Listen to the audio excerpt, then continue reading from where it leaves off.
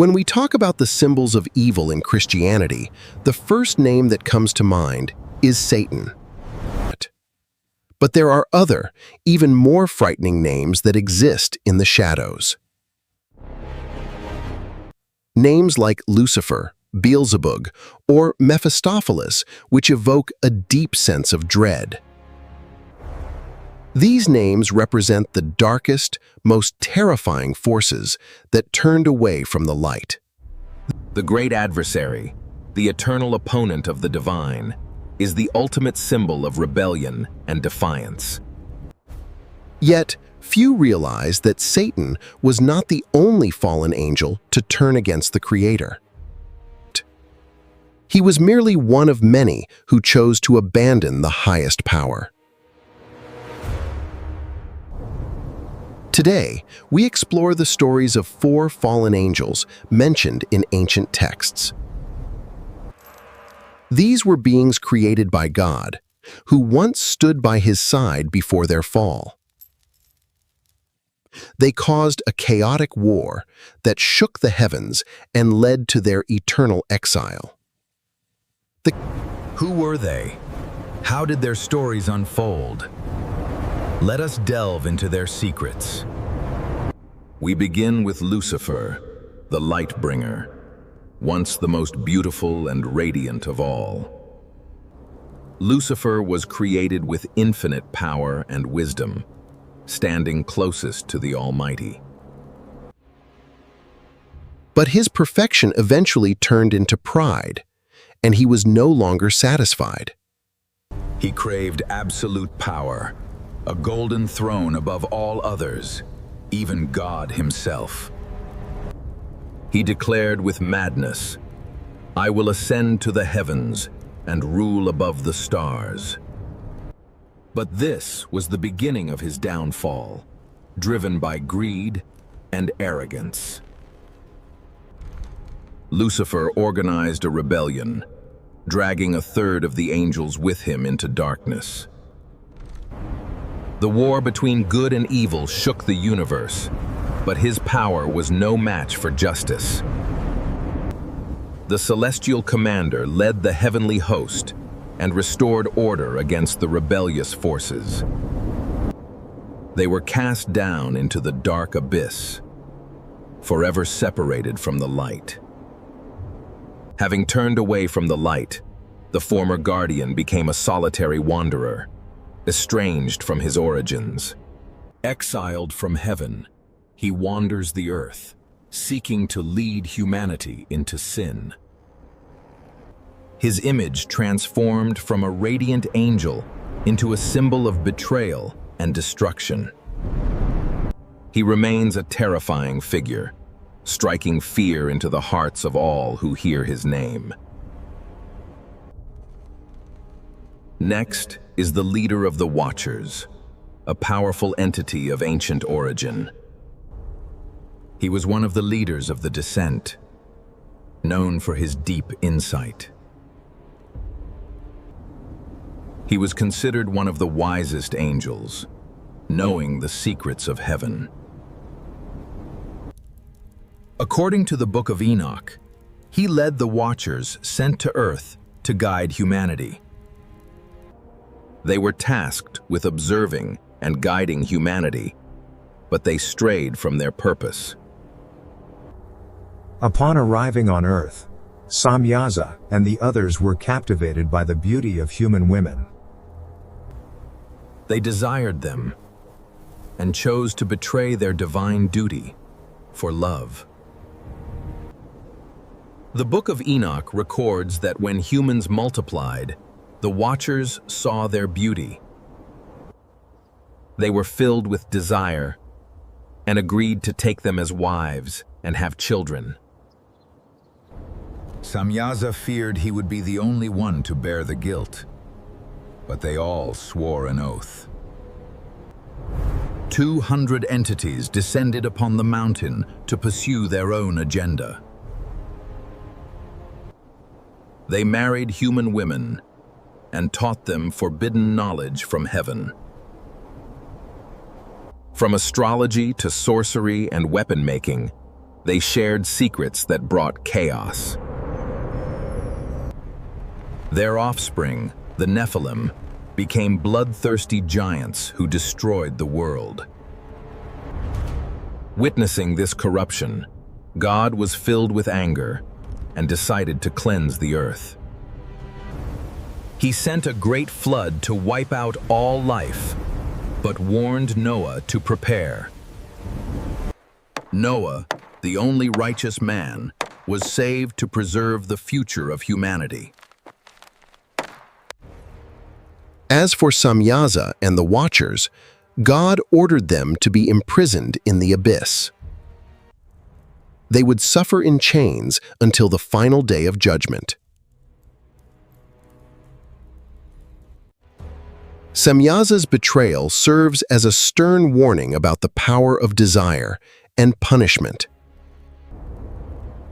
After imprisoning them, God decided to protect the righteous lineage of humanity. Through Noah, the future generations could survive and not be completely erased. God commanded the archangel Raphael to bind the fallen angels and cast them into darkness. He created a deep pit in the desert of Dudael and imprisoned them there. He covered them with sharp stones and eternal darkness, hidden from the sun. When the final judgment comes, they will be cast into eternal fire. Raphael fulfilled God's command, while God continued to heal the earth. He restored it after the evil caused by the fallen angels. God promised not to destroy all humanity, but to reserve judgment for the final day. He then gave the Archangel Michael a new mission. He commanded them to declare that a great change was coming to the land. The Nephilim would destroy each other, witnessing the death of their loved ones. As for Samyaza and the others, they would be imprisoned for 70 generations. They would wait until the final judgment, when their fate would be sealed. The judgment would be executed, and their suffering would be eternal. Samyaza's fall caused eternal pain in the abyss. The Nephilim were destroyed, but their spirits survived on earth. They continued to haunt the world, seeking bodies to possess. They became evil spirits, wandering and looking for a place to dwell. Samyaza, once a radiant angel, became a symbol of corrupted wisdom and desire. Next is Azazel, the leader of corruption and decay. Azazel was one of the most dangerous and feared fallen angels. His name means God strengthens, and he was once a powerful warrior. He was one of the most powerful warriors in heaven before his fall. Like the others, he fell into the trap of love with human women. He betrayed his mission and shared forbidden secrets with them. He didn't just fall for them, he taught them secrets that brought pride and violence. Azazel taught men how to forge weapons and mine the earth for war. He taught women how to use makeup and jewelry to show off their beauty. These things led to vanity and selfishness, corrupting the human soul. From a period of harmony, the world quickly shifted into a time of great instability and conflict. The Book of Enoch records that Azazel taught men to make weapons and women to use makeup. Power and desire corrupted human morality, leading to widespread sin. God could not ignore the sins that Azazel had caused. He commanded Raphael to punish him and cast him into the abyss. He was to be bound and thrown into the darkest part of the desert.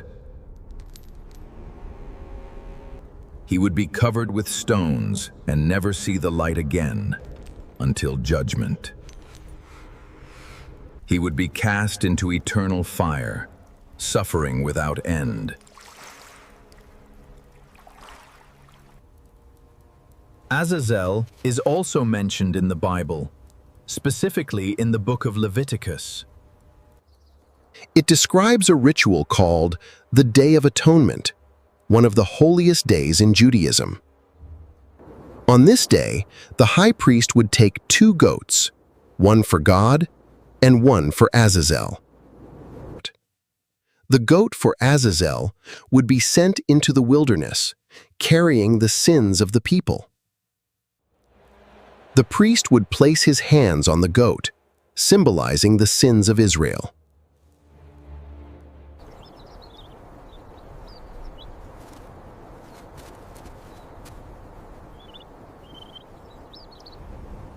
Whether Azazel is a real being or just a place name remains a subject of debate.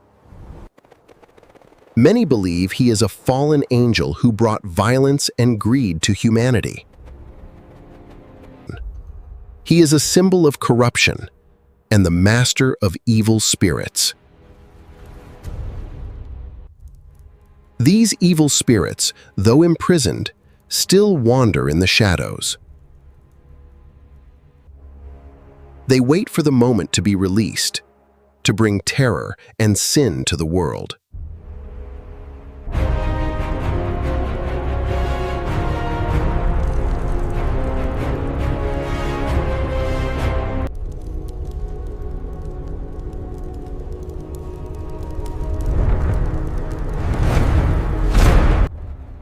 When the Philistines captured the Ark of the Covenant, they brought God's wrath upon themselves. They didn't realize the danger until they placed it next to their god, Dagon. The monument collapsed, and the people were filled with profound unease. The leaders gathered and asked, "What should we do with the Ark of the Lord?"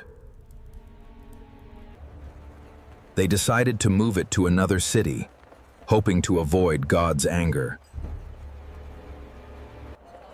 But the city was also struck by a plague, and the people suffered greatly.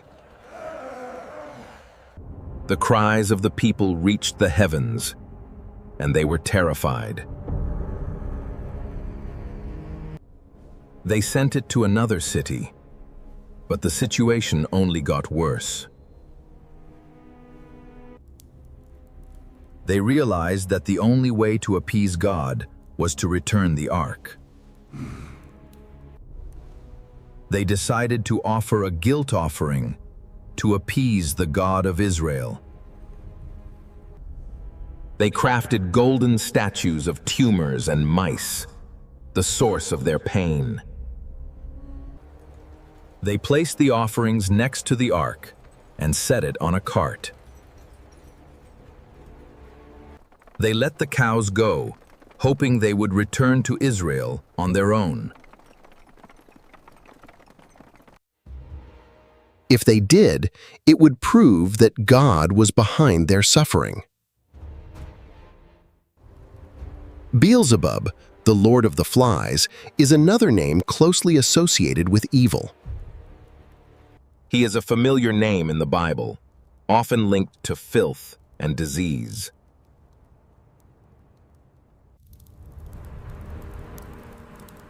In the New Testament, He is considered one of the darkest powers.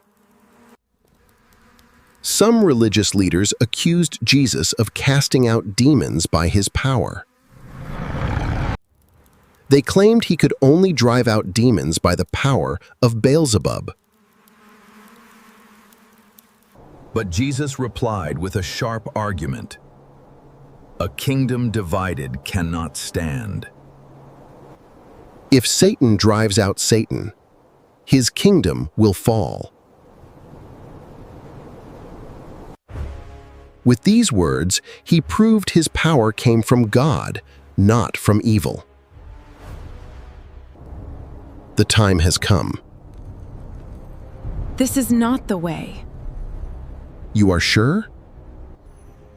Their story is a warning about the danger of pride and rebellion. It reminds us that loyalty and humility are the keys to eternal life. In the final judgment, Satan will be bound for 1,000 years. He will be released for a short time to deceive the nations once more. But fire from heaven will consume them, and they will be cast into the lake of fire. Those who remain faithful will live forever in the light of God.